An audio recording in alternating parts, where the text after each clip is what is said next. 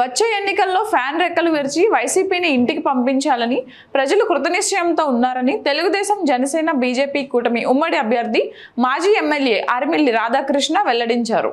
మే 13వ తేదీ ఎన్నికల కోసం ప్రజలు ఎదురు చూస్తున్నారని ఆయన వివరించారు. తణుకు పట్టణంలోని పైడిపర్రు ప్రాంతంలో 32, 33 వార్డులలో ఆయన పర్యటించారు.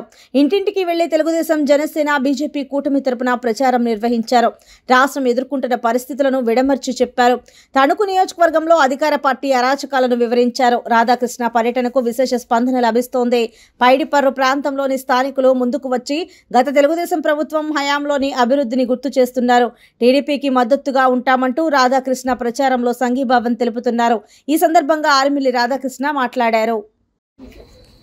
తణుకు పట్టణం పైడిపర్రు ఏరియాలో 32, 33 వార్డుల్లో ఇంటింటికి ప్రచార కార్యక్రమం నిర్వహిస్తున్నాం.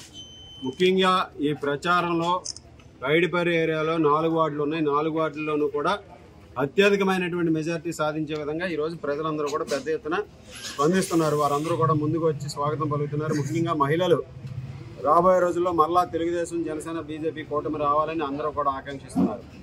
ఈ అరాచక అవినీతి ప్రభుత్వం పట్ల ప్రజలందరూ కూడా తీవ్రమైనటువంటి అసంతృప్తిగా ఉన్నారు.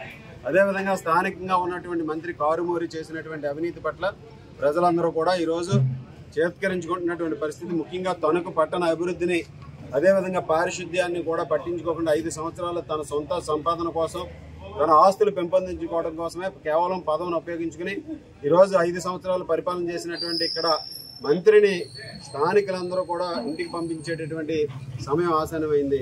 ఈరోజు ఫ్యాను రెక్కలు విరగొట్టి పక్కన పడేసేటటువంటి సమయం ఆసన్నమైంది. మే 13 జరిగేటటువంటి ఎన్నికల్లో కూటమి అభ్యర్థులు గెలిపించడానికి ప్రజలందరూ కూడా సంసిద్ధులై ఉన్నారు. ముఖ్యంగా ఈరోజు ప్రజలు ఈ ధరల పెరుగుదల పట్ల కానీ పన్నుల పట్ల కానీ వారందరూ కూడా తీవ్రమైనటువంటి అసంతృప్తిని వ్యక్తం చేస్తున్నారు. తణుకు పట్టణంలో గతంలో 500 రూపాయలు ఇంటి పన్ను వస్తే ఈరోజు 1500 రూపాయలు వస్తుంది. అంటే 2 రెట్లు పెరిగి ఇంటి పన్ను ఆ విధంగా పెంచేసినటువంటి పరిస్థితి. అలాగే చెత్త పన్నుతో పాటుగా ఈరోజు వివిధ రకాలైనటువంటి పన్నులు వేస్తూ ప్రజల మీద తీవ్రమైనటువంటి భారాన్ని మోపుతున్నటువంటి జగన్మోహన్ రెడ్డి ప్రభుత్వాన్ని ఈరోజు అందరూ కూడా ఇంటికి పంపించాలని ఆశిస్తున్నారు. అలాగే ముఖ్యంగా ఈరోజు నిత్యావసర వస్తువుల ధరలు కానీ కరెంటు బిల్లులు కానీ బస్ ఛార్జీలు కానీ ఇటువంటివన్నీ కూడా పెరిగిపోయినాయి అనేది ప్రజలందరూ కూడా తమ బాధను వ్యక్తం చేస్తున్నారు. ఇటువంటి వాటి నుంచి అన్నీ కూడా మేము రాబోయే రోజుల్లో చంద్రబాబు నాయుడు గారు, పవన్ కళ్యాణ్ గారు, మోడీ గారి కూటమికి మేము ఓట్లు వేస్తాం. అందులో ఎటువంటి సందేహం లేదు. ఈ ప్రభుత్వానికి ఒకసారి ఓట్లు వేసి తప్పు చేసాం అనే విధంగా ప్రజలందరూ కూడా ఈరోజు బాధపడుతున్నటువంటి పరిస్థితి మాకు చాలా చోట్ల కనిపిస్తుంది. ముఖ్యంగా మహిళల్లో పెద్ద ఎత్తున స్పందన కనిపిస్తుంది.